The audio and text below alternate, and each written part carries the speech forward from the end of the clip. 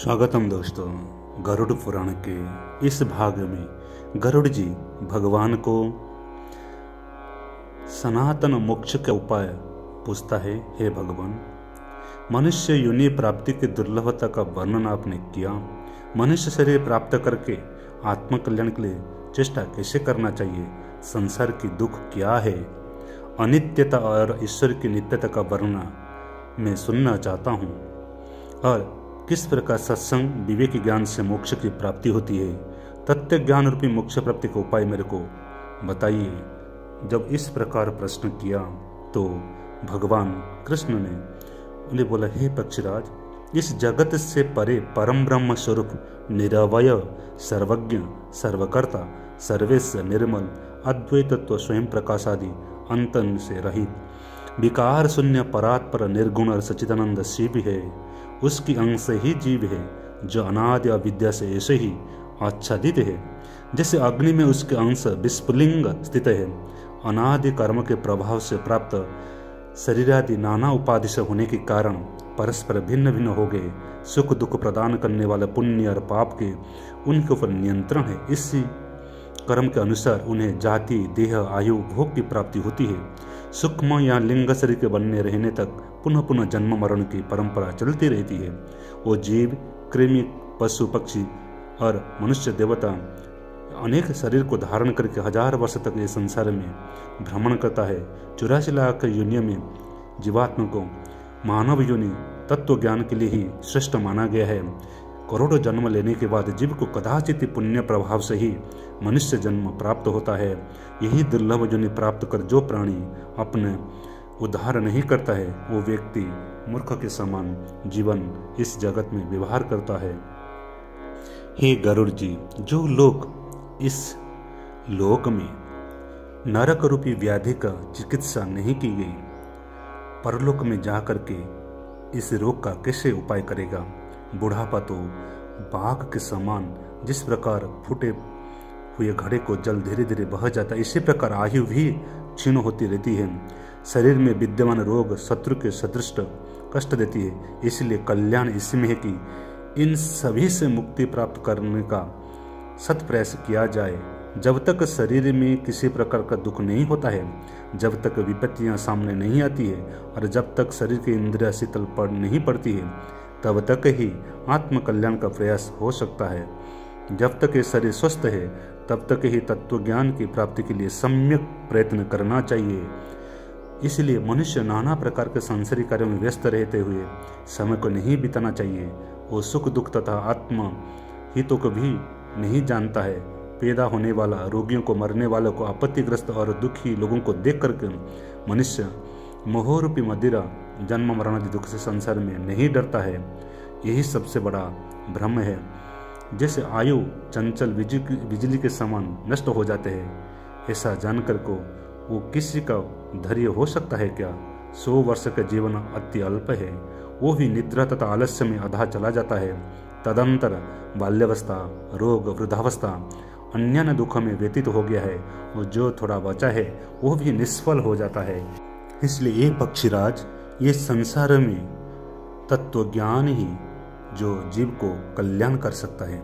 मोक्ष का एक ही कारण है, साक्षात तत्व ज्ञान, जो वेद शास्त्र आदि महासमुद्र में इधर उधर से अनुमान लगाने वाला और षड्दर्शन रूपी तरंग से ग्रस्त होकर कुतर्की बन जाते हैं। जो वेद आगम पुराण को पारमार्थिक तत्व नहीं जानते हैं, केवल अपना वाणी का व्यर्थ प्रलाप करते हैं और रात में शास्त्र अध्ययन करते हुए और छंद आदि को अध्ययन करके जो केवल पेट भरण पोषण करते हैं, उस परम तत्व को नहीं जानते हैं।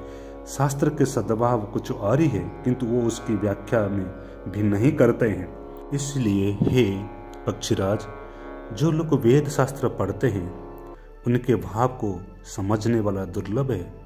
संसार में बहुत सारे प्राणी शास्त्र में पढ़ते हुए केवल वाणी का शास्त्रार्थ करने में व्यय करते हैं।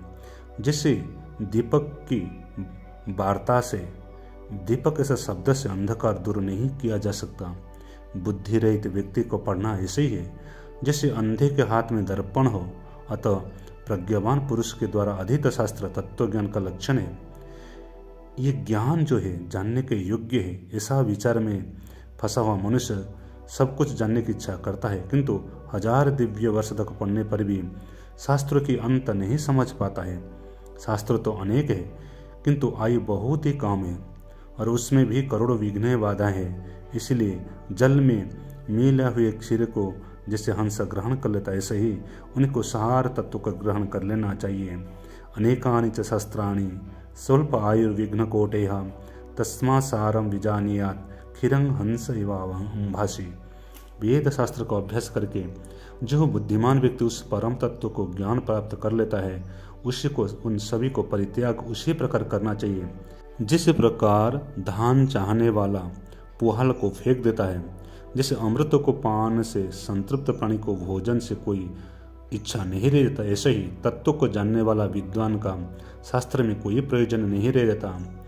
हे बीनता तनय, वेद अध्ययन से मुक्ति संभव नहीं है, ना तो शास्त्रों को पढ़ने से वो प्राप्त हो सकती है, वो कैवल्य ज्ञान से ही सुलभ है, किसी अन्य साधना से नहीं है। आश्रम उस मोक्ष का कारण नहीं हो सकता, दर्शन भी उसके प्राप्ति कारण नहीं है। ऐसे ही सभी कर्म को उसका कारण नहीं मानना चाहिए, उसका कारण केवल ज्ञान है। मुक्ति देने वाली गुरु की एक वाणी है, अन्य सभी विद्याएं केवल विडंबना करने वाले। 1000 शास्त्रों का भार सिर पर होने पर भी प्राणी को तो संजीवनी देने वाला यही परम तत्व अकेले ही है। सभी प्रकार की क्रियाओं से रहित वो अद्वैत शिव तत्व कहा गया है, उसको गुरु को मुख से प्राप्त करना चाहिए। वो करोड़ आगम शास्त्र का अध्ययन करने से मिलने वाला नहीं है। ज्ञान 2 प्रकार का कहा जाता है, एक शास्त्र कथित ज्ञान, दूसरा वो है विवेक से प्राप्त हुआ ज्ञान। इसमें शब्द ही ब्रह्म है ऐसा आगम शास्त्र कहते हैं, वो परम तत्व ही ब्रह्म है ऐसा विवेकी जन कहते हैं। कुछ लोग अद्वैत को प्राप्त करने की इच्छा रखते हैं, कुछ लोग द्वैत को चाहते हैं, किंतु वो सब ये नहीं जानते कि वो परम तत्व समभाव वाला है, वही द्वैत अद्वैत से रहित है। बंधन और मोक्ष के लिए इस संसार में 2 ही पद है, एक पद तो ये मेरा, दूसरा पद ये मेरा नहीं है। ये मेरा है, इस ज्ञान से वो बंध जाता है, ये मेरा नहीं है, इस ज्ञान से मुक्त हो जाता है। जो कर्म इस जीवात्मा को बंधन से नहीं ले जाता है वही सत्कर्म है। जो प्राणी को मुक्ति प्रदान करने में समर्थवती है वही विद्या है। इसके अतिरिक्त दूसरा कर्म तो परिश्रम करने के लिए होता है, दूसरी विद्या केवल कला नैपुण्य को प्रदर्शित करने के लिए होता है। जब प्राणियों का कर्म अपनी और आकृष्ट करते हैं, जब तक उनमें सांसारिक वासना विद्यमान है और जब तक उनकी इंद्रिया चंचलता रहती है, तब तो उन्हें परम तत्व का ज्ञान नहीं होता है। हे गरुड़, उस तत्व ज्ञान का अंतिम कृत्य सुनो, जिसके द्वारा ब्रह्मपद निर्वाण नाम वाला मोक्ष प्राप्त होता है।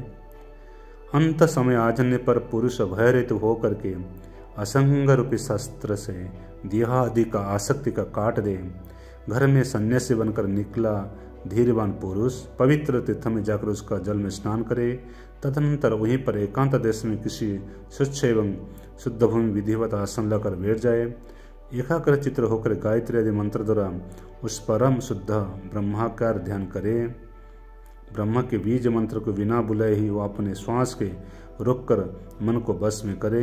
मनोरूपी घोड़ा को बुद्धिरूपी सारथी द्वारा सांसारिक विषयों से उसका नियंत्रण करे।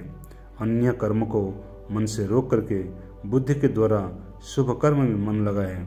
मैं ब्रह्म हूँ, मैं परम धाम हूँ, मैं ही ब्रह्म हूँ, परम पद हूँ। इस प्रकार का समीक्षा करके आत्मा को निष्कल आत्मा में प्रविष्ट करना चाहिए। जो मनुष्य ओम इस एक अक्षर को ब्रह्म रूप को जप करता है, वो अपने शरीर का परित्याग करके परम पद को प्राप्त करता है। जो घर छोड़कर मरने का विलास तीर्थ में निवास करता, वो भी काश्यादि क्षेत्र में मरने के बाद शिवलोक को प्राप्त करता है। सूत जी कहते हैं, हे महर्षियों, ये जो प्रश्न का उत्तर आपने पूछा, मैंने इसको दे दिया, उत्तर दे दिया। संसार में ज्ञान और वैराग्य युक्त होने से सनातन मोक्ष धर्म के ही प्राप्त होता है, ये मैंने आप लोगों को कहा। बिना ज्ञान वैराग्य से तत्व ज्ञान नहीं होता है, तत्व ज्ञान नहीं होता है। संसार में प्राणी के मृत्यु से बचने के लिए एक ही उपाय है, वेदांत विचार अद्वैत स्वाध्याय के द्वारा वो ज्ञान प्राप्त करने के योग्य होता है। इसलिए जैसे मैंने आपसे सुना था ऐसे बता दिया कि ज्ञान ही परम कैवल्य की प्राप्ति में उपाय है। वो ज्ञान के लिए जीव को प्रयत्न करना चाहिए। अन्य किसी भी उपाय में जीव का कल्याण नहीं होता है। कर्म उपासना केवल जीव से उससे फल से बंध जाता है, उसमें कर्तापन भोक्तापन रहता है। ज्ञान ही केवल पद है जो आपको कैवल्य प्राप्ति कराता है। इसलिए इस महापुराण को गरुड़ ने हरि से प्राप्त किया था और उसके बाद गरुड़ से भृगु को प्राप्त हुआ। तदनंतर भृगु से वशिष्ठ, वशिष्ठ ने वामदेव, वामदेव से पराशर मुनि से व्यास और व्यास ने मैंने सुना हूँ। हे ऋषियों, मेरे द्वारा वह आपको सबके परम गोपनीय ये पुराण मैंने सुना दिया। जो कोई इस महापुराण को सुनने के बाद उसको इस लोक से त्याग करके परलोक की प्राप्त होता है, जो इस गरुड़ महापुराण को बड़ा ही पवित्र है, पुण्यदायक है, सब पाप को विनाश एवं सुनने वाला समस्त कामना पूरक होता है और ब्रह्मलोक को प्राप्त करता है, विष्णुलोक को प्राप्त करता है। इसलिए इस पुराण को जीवन में अवश्य ही सुनना चाहिए।